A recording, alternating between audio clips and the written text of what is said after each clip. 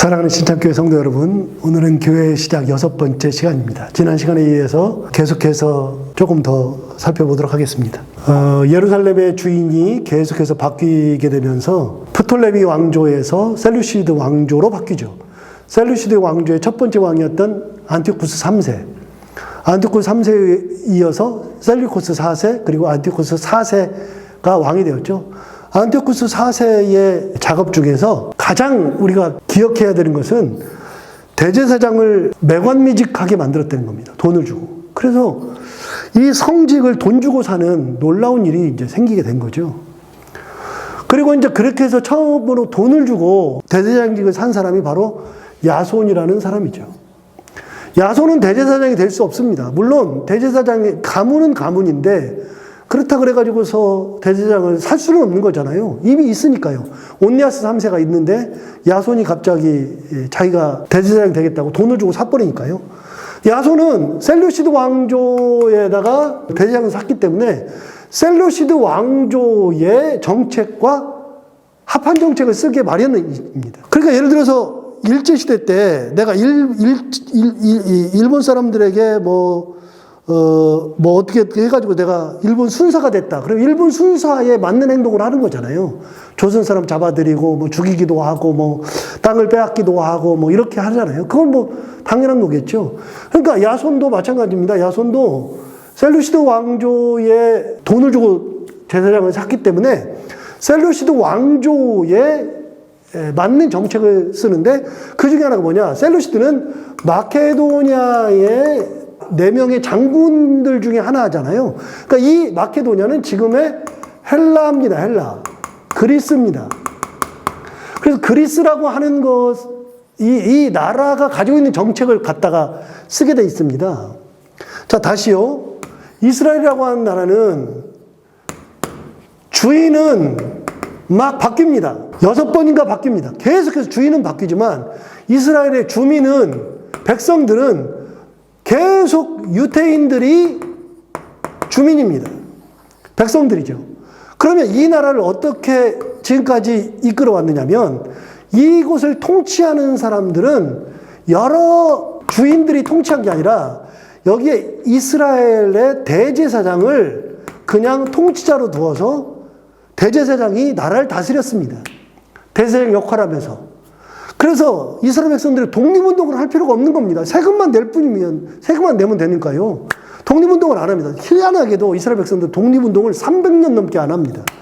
안 하다가 훗날 이제 대제사장을 돈 주고 사게 되면서부터 나라가 이제 시끄러워진 겁니다. 굉장히. 그래서 이 나라를 이제 대제사장이 누가 되느냐에 따라 달라지는데 원래의 대제사장들은 이스라엘식으로 나라를 다스렸죠. 문화도 이스라엘, 생활도 이스라엘식, 제사도 이스라엘식, 다 그렇게 했었죠.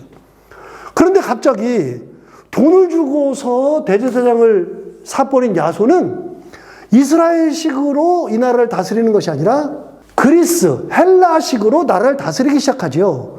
그래서 했던 게 뭐냐? 예루살렘에다가 체육관을 세우고 유대 소년을 헬라 관습에 따라 나체로 운동하게 했다. 이게 무슨 말이냐면요.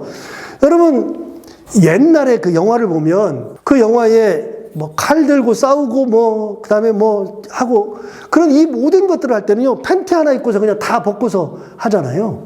그게 헬라식입니다.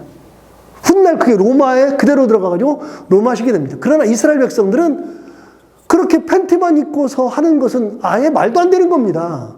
그런데 예루살렘에 체육관 세우고 그 체육관에다가 어린 아이들을 모아놓은 다음에 아이들에게 다 벗고 요것만 입고서 운동시키는 겁니다. 이스라엘 백성들이 보면 뭐라 그래요? 큰일 났다 이거예요. 큰일 났다. 말도 안 된다. 나라 망한다. 이게 하나님의 은혜가 사라졌다. 별소리를 다 들었을 텐데도 불구하고 야손이 그렇게 해버리는 거죠. 자, BC 172년 제사장검도 아닌 드디어 이제 이 새로운 사람이 한 명 등장하는데 메넬라우스라고 하는 사람이 등장합니다. 자, 원래 그 당시에 안티오쿠스 4세 당시에 대제사장이 누구였느냐? 온니아스 3세였거든요. 그런데 온니아스 3세였는데 갑자기 돈을 주고 이 당시에 야손이라는 사람이 대제사장이 됐죠. 근데 야손이 대제사장이 되었는데 172년에는 새로운 사람이 돈을 주고 제사장이 된 겁니다. 대제사장이. 그 사람이 누구냐? 메넬라우스라고 하는 사람이 대제사장이 된 거죠. 그런데 이 메넬라우스는 야손과는 또 다른 다름이 있습니다. 원래 야손은 온니아스 3세랑은 형제지간입니다. 온니아스 3세는 대제사장의 가문이었고 대제사장이 된 것이 맞고, 야손은 대제사장은 될 수 없어요. 왜냐하면 형이 대제사장이니까. 그런데 지가 욕심나니까 돈 주고 사가지고서 지가 대제사장이 돼버린 거잖아요. 그럼에도 불구하고 이 사람들은 다 제사장 가문입니다. 그러니까 사람들이 비록 야손이 대제사장이 돈을 주고 됐어도 그래도 받아들일 수는 있잖아요. 그런데 메넬라우스라고 하는 사람은 제사장 가문이 아니에요. 제사장 가문이 아닌데 엉뚱한 사람은 돈 주고 제사장이 돼버렸으니까 이스라엘 백성들의 반발은 훨씬 더 심해지는 거죠. 이때부터 이스라엘 백성들이 독립운동하기 시작하는 겁니다. 드디어 172년, BC 172년, 자, 다시요. 이스라엘이 멸망한 게 722년, 이스라엘 멸망, 유다의 멸망이 586년, 포로기환 3차 포로기환이 444년, 그 다음에 알렉산더 대왕의 동방원정, 마케도니아 알렉산더 대왕의 동방원정이 333에서 323년, 그리고 이때 이후로 나라가 나뉘어서 프톨레미 왕조가 이 땅을 다스린 게 198년, 그리고 이 전쟁에서 198년에 안티오쿠스 3세가 프톨레미를 이기고 난 다음에 이 다음부터는 셀루시드 왕조가 다스리는데, 이때 드디어 172년 이때까지, 이 놀라운 역사의 끝에 170년이 될 때까지 단 한 번도 독립운동을 한 적이 없어요. 참 놀라운 민족이죠. 이스라엘 백성들은 하나님의 말씀을 지키고 제사를 드릴 수 있고 살 수만 있으면 독립운동 안 해도 돼. 우리 그냥 여기 살아도 돼. 그냥 세금만 내면 돼.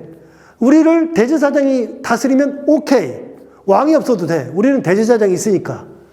나라는 대제사장이 다스리게 해줘. 이 나라 사는 것도 구약시대로 그대로 살 수 있어.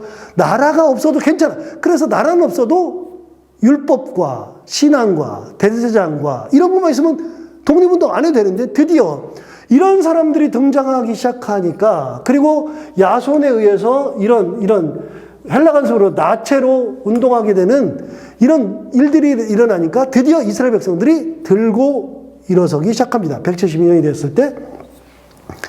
그리고 이때 172년에 반대운동을 시작한 사람들이 누구냐? 하시딤이라고 하는 존재가 생겨납니다. 그리고 그들 중심으로 반대운동이 일어나죠.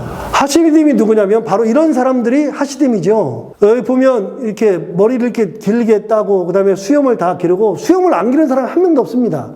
수염을 다 기르고요. 이 모자 쓰고, 그 다음에 그 새까만 양털, 아니면 뭐 낙타털, 이런 새까만 걸로 옷을 딱 입은 사람들, 이스라엘 가면 딱 나와요. 그런 사람들이 다 누구냐? 하시딤입니다. 근데 이 하시딤이 얼마나 대단하냐면요, 이 사람들은 진짜 율법대로, 글자 그대로 가장 보수적인 구약 율법의 신앙을 가진 사람이 하시딤이고요. 지금도 하시딤은 있습니다. 지금도 이스라엘 백성, 이스라엘에 가면 이런 사람들 돌아다니죠. 그런 사람들은 100% 하시딤입니다. 그래서 하시딤들이요, 이제 안식일이 시작이 언제냐면, 안식일은 우리가 토요일이라고 안식일을 알고 있잖아요. 그런데 전혀 그렇지 않습니다. 안식일이 언제냐면 금요일 날 해 떨어지고 나서부터 토요일 날 해 떨어질 때까지, 밤을 지새면서 안식일입니다. 해 떨어지면서 금요일 날 저녁 하고서 밤새 지나갔다가 해가 뜨고 그 토요일 날 해가 떨어지는 그 순간까지 24시간. 요게 안식일이에요. 지금처럼 시기가 있어서 24시간 해서 0시 뭐 0시 그런 게 아니고요. 우리는 주일 그러면은 0시부터 0시까지잖아요. 그러나 그 당시에는 해가 시계 역할을 했기 때문에 금요일에 해 떨어지는 시간부터 시작해서 토요일 날 해 떨어질 때까지가 이게 안식일이거든요.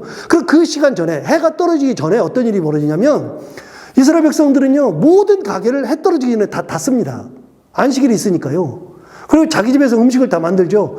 그런데 시장에서도 조금 자유분방한 유대인들이 있습니다. 그러면은 이렇게 가게문을 좀 더 열어놓기도 하고, 안 닫으려고 그래요. 그러면 누가 돌아다니냐? 요 사람들 돌아다닙니다. 요 사람 돌아다니고 가게 문 안 닫는다고 그 앞에서 뭐 난리 발광을 치고요. 결국은 이 사람들 뜻대로 다 가게 문을 다 닫아야 됩니다. 대단한 사람들입니다. 이 사람들이 그래가지고서 막 힘이 엄청 셉니다. 끝까지. 이번에도 뭐 그 코로나 때문에 뭐 이거 백신 맞네 안 맞나 그럴 때 이 사람들이 반대했었습니다. 이 사람들은 이스라엘의 아주 과격분자들 중에 한 명이 바로 이런 사람들이죠. 그래서 이 하시딤이 그때 생겨난 겁니다. 자, BC 167년이 되었습니다. 이때 드디어 안티오쿠스 4세가 군사력으로 예루살렘을 무력으로 이제 점령했어요. 그리고 나서 이제 하시딤들, 이 사람들이 엄청 반발을 하니까 이게 지금 독립운동이 아니에요. 반발을 하기 시작하니까 이 사람들을, 하시딤들을 엄청 학살합니다. 이게 BC 167년이고요. 군부대를 여기다 주둔을 시키죠. 그리고 나서 이제 했던 여러 가지 정책들이 있는데 참 재밌는 정책들을 시행합니다. 4개를 금지하는데요. 할례 금지. 여러분, 이스라엘 백성들이 할례 금지하면은 어떻게 될까요? 우리 새벽 기도 때 얘기했었는데요. 사도 바울이 왜 죽었습니까? 사도 바울이 죽은 이유를 우리는 복음 전하다가 순교한 거로 알고 있는데요. 성경은 전혀 그렇게 얘기 안 합니다. 성경은 사도 바울이 왜 죽었느냐? 할례 때문에 죽은 겁니다. 그 얘기는 이제 새벽 기도 때 했으니까 안 할 거고요. 그 정도로 이스라엘 백성들은 지금 이게 167년인데 사도 바울이 죽은 것은 AD 70년경, 80년경 그러니까 200년도 더 지나서 이야기인데 200년 후에도 이스라엘 백성들은 할례 그러면 양보할 수 없는 거였습니다. 그런데 안티오쿠스 4세가 할례를 금지시켰습니다. 어떻게 되겠습니까? 두 번째, 안식일 지키는 것을 금지시켰습니다. 여러분, 이스라엘 백성들에게 안식일은 목숨 걸고 지키는 거 아닙니까? 그런데 이걸 금지시켰습니다. 세 번째, 절기를 금지시켰고요. 네 번째, 성경 소유도 금지시켰습니다. 성경을 가질 수 없었습니다. 이 4가지의 정책을 안티오쿠스 4세가 했으니 이스라엘 백성들의 반발은 대단한 거죠. 거기다가 두 번째, 돼지를 제물로 드리게 되었어요. 여러분, 돼지는 이스라엘 백성들은 옆에 근처에도 안 갑니다. 저는 돼지하면 생각나는 게 뭐냐면요. 제가 대학교 1학년 때 그때 영어를 좀 배우려고 청담동에 영어 회화를 하러 ELS인가 뭐 그런 데를 다녔습니다. 그건 누가 운영하는 학원이냐면 안식일 사람들이 운영하는 학원입니다. 안식교는요, 구약시대에 이제 살고 있잖아요. 그래서 안식일이잖아요. 그 사람들은 안식교는 주일교가 아닙니다. 주교가 아니라 안식교입니다. 그래서 구약시대에 살아요. 그래서 구약시대 것대로 먹습니다. 똑같이. 그래서 돼지고기 안 먹습니다. 절대로 안 먹습니다. 여기저기 그 삼육대학교가 안식교에서 세운 건데 삼육대학교 그 뒤쪽에 보면 중국관이라고 있습니다. 그 중국관이라는 짜장면집이 있는데 그 짜장면집에 가보면 그 짜장면집 주인이 안식교의 장로님이세요. 그 장로님이 해주는 그 요리가 있어요. 그러면 짜장면에 돼지고기 들어가잖아요. 잘라가지고 짜장면 들어가죠. 그 다음에 탕수육에 돼지고기로 하잖아요. 그런데 거기는요, 짜장면에 돼지고기를 안 넣습니다. 절대로 안 넣습니다. 탕수육, 돼지고기가 없습니다. 이 사람들은 지금도 돼지고기 그러면 안 먹는데요. 제가 대학교 1학년 때 학원 가가지고서 했는데 그 학원, 안식교에서 하는 학원 바로 밑에 1층에 정육점이 크게 있었는데 학원에 갔다가 내려왔는데 그날 돼지고기를 이제 정육점에 배달하는 거예요. 그래서 큰 탑차가 와가지고 돼지고기 여기다 딱 걸치고 막 큰 거를 움직이는 사람이 딱 걸치고 막 들어가는데 우리 선생님이 안식일 선생님이잖아요. 같이 수업 끝나고 내려오는데 갑자기 그 사람이 돼지고기를 들쳐들고 그러더니 와! 그러더니 뒤집어지더라고요. 뒤집어더니 막 올라가요. 그 정도입니다, 여러분. 오늘날에도 이 정도입니다. 이 땅에 있는 안식교 사람도 그렇습니다. 그런데 여러분, 이 이스라엘 백성들이 돼지를 제물로 드린다? 그거는 신앙을 버리라는 얘기랑 똑같습니다. 절대로 불가능한 겁니다. 두 번째, 이방인들의 제사를 참여하게 하였습니다. 이방인들의 제사를 참여하게 한다고 하는 것은 뭐냐? 너희들은 제사를 드릴 때, 너희식으로 드릴 때 돼지고기로 드려. 이렇게 된 거죠. 이것도 엄청난 반발인데, 두 번째, 이방인들의 제사를 참여해. 그러니까 제우스 신전에 가가지고 너 참여해. 헤라 신전 가가지고 너 제사 드려. 그래서 이스라엘 백성들이 이런 제사를 드리게 한 거예요.